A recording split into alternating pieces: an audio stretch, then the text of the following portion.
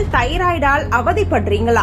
கண்ட மருந்தெல்லாம் வேண்டாம், உணவிலேயே சரி செய்யலாம். நல்லா இருக்கும் போதே உடம்பு சோர்வாக இருக்கிறது, காரணமே தெரியாமல் எடை கூடுகிறது அல்லது குறைகிறது, முடி அதிகமாக உதிருகிறது, மனநிலை திடீரென மாறுகிறது.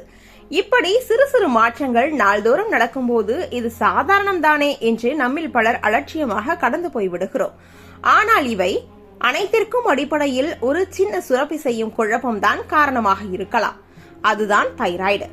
உடலின் வேகம், சக்தி, வெப்பம், மனநிலை என பல விஷயங்களை இதுதான் கட்டுப்படுத்துகிறது. தைராய்டு பிரச்சனை ஏன் வருகிறது என்றால் ஒரே காரணம் இல்லை.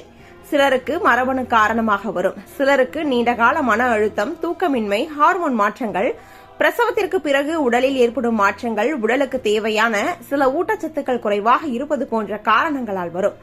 குறிப்பாக அயோடின், செலினியம், ஜிங்க் போன்ற சத்துக்கள் குறைந்தால் தைராய்டு சுரப்பி சரியாக வேலை செய்ய முடியாமல் திணறும். இதன் விளைவாக ஹைப்போதைராய்டு அல்லது ஹைப்பர் தைராய்டு போன்ற நிலைகள் உருவாகின்றன. இங்கதான் உணவின் பங்கு முக்கியமாகிறது. தைராய்டை முழுக்க குணமாக்கும் மந்திர உணவு எதுவும் இல்லை என்றாலும் சரியான உணவுகள் அதை கட்டுப்பாட்டுக்குள் வைத்திருக்க பெரிய உதவியாக இருக்கும். கடல் உப்பு, கடல் உணவுகள், முட்டை, பால், தயிர் போன்றவை இயற்கையாக அயோடின் தரக்கூடியவை. அளவோடு எடுத்துக்கொண்டால் இந்த சத்து தைராய்டு ஹார்மோன் உருவாக உதவுகிறது. அதே நேரத்தில் அளவுக்கு மீறினாலும் பிரச்சனை வரலாம் என்பதையும் நினைவில் வைக்க வேண்டும். அடுத்து செலினியம்.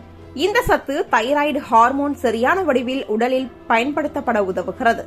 பிரேசில் நட்ஸ், சூரியகாந்தி விதைகள், முந்திரி, வேர்க்கடலை, முழு தானியங்கள் போன்றவற்றில் இது கிடைக்கிறது.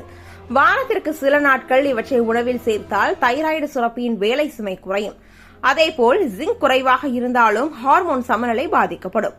பருப்பு வகைகள், பூசணிக்காய் விதைகள், பயிறு வகைகள் இதில் உதவிகரமானவை. பலர் பயப்படுவது சில காய்கறிகளை பார்த்து. முட்டைகோஸ், பூக்கோஸ், பிரக்கோலி போன்றவை தைராய்டுக்கு கேடு என்று சொல்லப்படுவது உண்மைதான். ஆனால் அது முழு உண்மை இல்லை. இவை கச்சையாக அதிகமாக சாப்பிட்டால் மட்டுமே சிலருக்கு பிரச்சனை தரும். நன்றாக சமைத்து அளவோடு எடுத்துக்கொண்டால் அவை கூட உடலுக்கு நன்மை தரக்கூடியவை. இதெல்லாம் சாப்பிடக்கூடாது என்ற பயம் தேவையில்லை. சமநிலையே முக்கியம். தைராய்டு உள்ளவர்கள் தவிர்க்க வேண்டிய முக்கிய விஷயம் தொடர்ந்து ஜங்க் உணவுகள், அதிக சர்க்கரை, அதிக எண்ணெய், மிக அதிக காஃபி அல்லது டீ. இவை உடலில் அலர்ஜியை அதிகரித்து ஹார்மோன் சமநிலையை மேலும் குழப்பும். அதற்கு பதிலாக வீட்டு சமைப்பு காய்கறிகள், பழங்கள், போதுமான தண்ணீர், சரியான நேரத்தில் உணவு என்பனவற்றை பழக்கமாக்கினால் மருந்தின் வேலைக்கும் நல்ல துணையாக இருக்கும். இறுதியாக ஒரு முக்கிய விஷயம், உணவு என்பது மருந்துக்கு மாற்று அல்ல, ஆனால் மருந்து சரியாக வேலை செய்ய உதவும் துணை. தைராய்டு என்பது வாழ்நாள் முழுக்க கவனிக்க வேண்டிய நிலை என்றாலும் பயப்பட வேண்டிய ஒன்று அல்ல. சரியான சோதனை, மருத்துவரின் ஆலோசனை, அதோடு அறிவோடு தேர்ந்தெடுத்த உணவு, இந்த மூன்றும் சேர்ந்தால் தைராய்டு வாழ்க்கையை கட்டுப்படுத்தாது. நாம் தான் தைராய்டை கட்டுப்படுத்துவோம். இதை தெரிஞ்சுக்கிட்டாலே உங்கள் உடலுக்கு பெரிய ஒரு பாதுகாப்பு கிடைத்த மாதிரிதான்.